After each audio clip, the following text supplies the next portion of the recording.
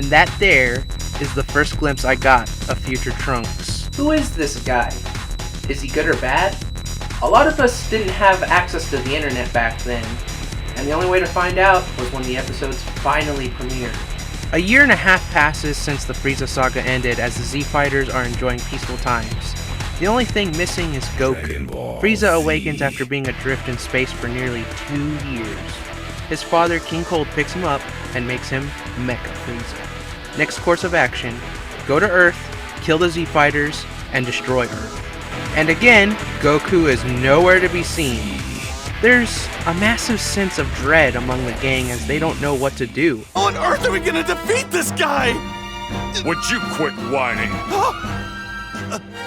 If you would prefer to run and hide, then suit yourself, but we already know what lies in store for us. Are you finally catching on? Your backwater planet is doomed!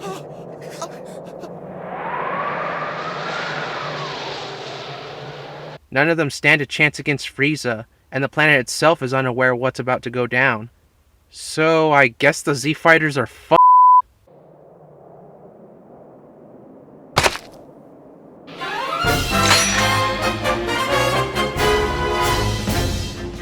Alright, you have our attention. What brings you here? To kill you two. What else? Who is this guy?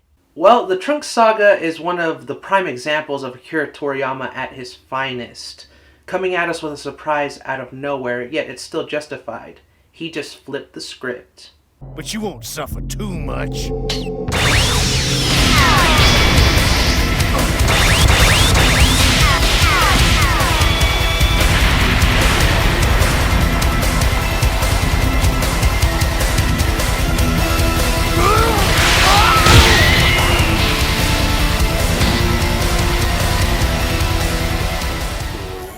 Future Trunks is one of my favorite Dragon Ball characters of all time. His badass character design, his badass entrance, and his first appearance have to this day left a huge impression on me. This character doesn't waste time taking out villains.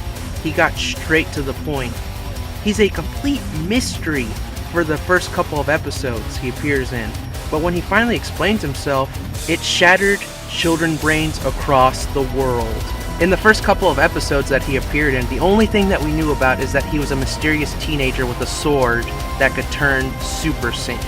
His backstory is also really good, as told in Dragon Ball Z Special Number 2 History of Trunks, which I highly recommend you watch after finishing the Trunks saga. You really feel for this character. His first appearance will go down in legend for how iconic it is not just to the anime industry, but for how iconic it is to the manga industry and numerous childhoods.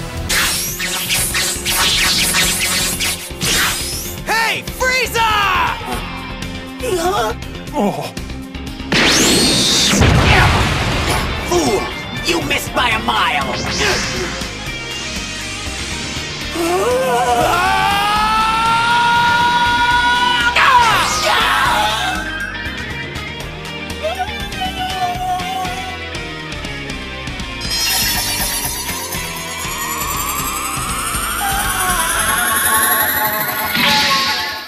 His Japanese theme from the original run of Dragon Ball Z and the Falconer Trunks theme are on equal ground to me. They're both very memorable. This saga may not be that long, lasting only a handful of episodes, but it's one of my personal favorites, and it segues into the next saga seamlessly. The Future Trunks saga is a masterpiece.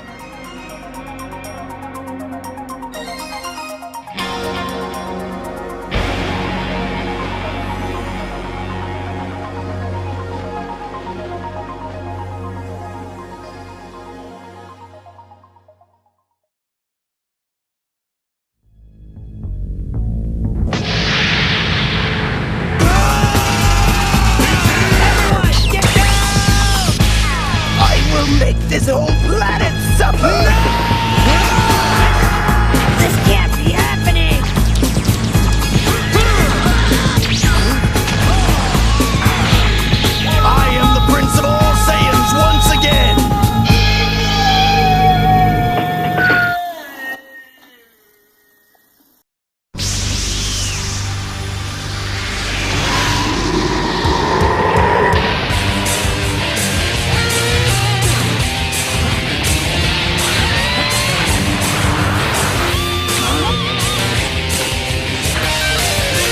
While I have fond nostalgic memories of the second half of Dragon Ball Z, as I didn't start watching the series until mid-Frieza saga as a kid, a number of plot holes from here on out and numerous changes that occurred during the manga's process with editors meddling with Toriyama's vision.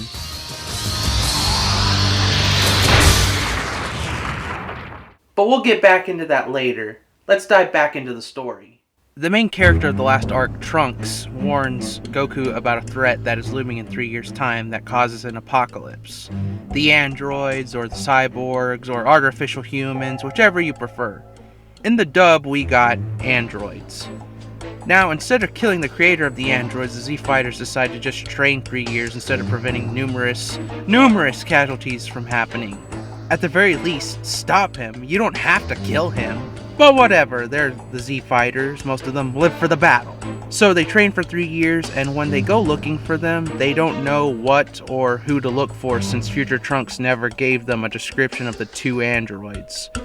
So when they first appear, they don't know what to look for, and they're not at all what I expected. But what can you expect with Toriyama? Walk into the bay!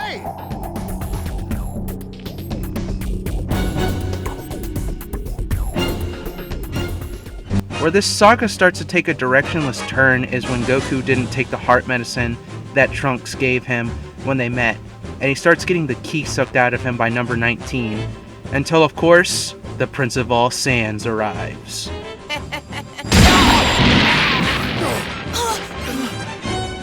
No painted scrap heap steals my thunder. The pleasure of vanquishing Kakarot belongs to me. Toriyama makes number 19 and 20, who at first seemed intimidating enough and ruthless, but then a couple episodes later they're just taken down with ease, as if they're not really that much of a threat to the Z-Fighters. Feast your eyes on Super Vegeta's Big Bang Attack!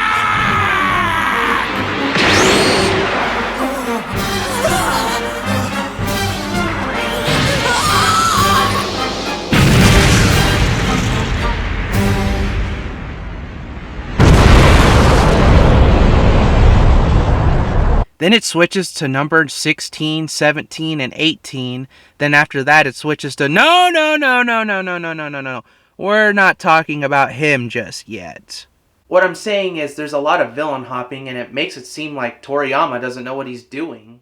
Well, I'm here to tell you that it's not his fault. It's the editor's fault for all this nonsense. Apparently the editor didn't like the design for any of the androids, but still rolled with it because they were on a tight deadline. Weekly chapter release, remember that. As long as they weren't the final villain, I guess the editor was fine with it. The editor messed with his vision. I can't say that I was the biggest fan of this, and I can understand the editor disagreeing when you look back at the previous villains in the series. They were on a roll. Red Ribbon Army, Tien, King Piccolo, Piccolo Jr., the Saiyans, the Ginyu Force, and Frieza. And then you have these guys, and I start to understand where he's coming from. But you gotta trust Toriyama, especially with what he made before the androids. The editors, on the other hand, did not. I mean, sure, we got cool moments like Super Saiyan Vegeta, Trunks becoming a regular character for the next couple sagas, and 18 breaking Vegeta's arm.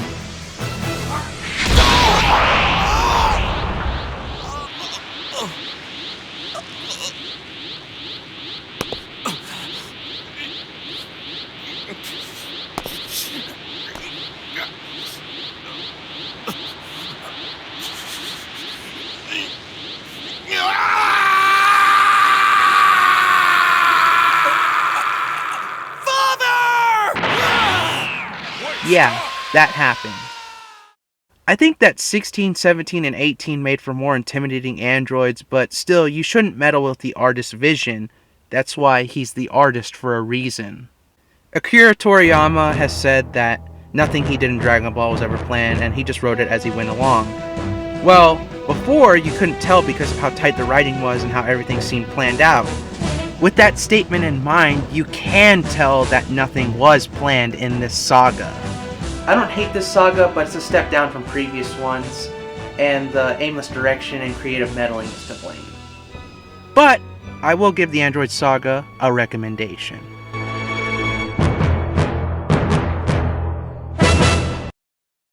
And the artistic meddling doesn't end there.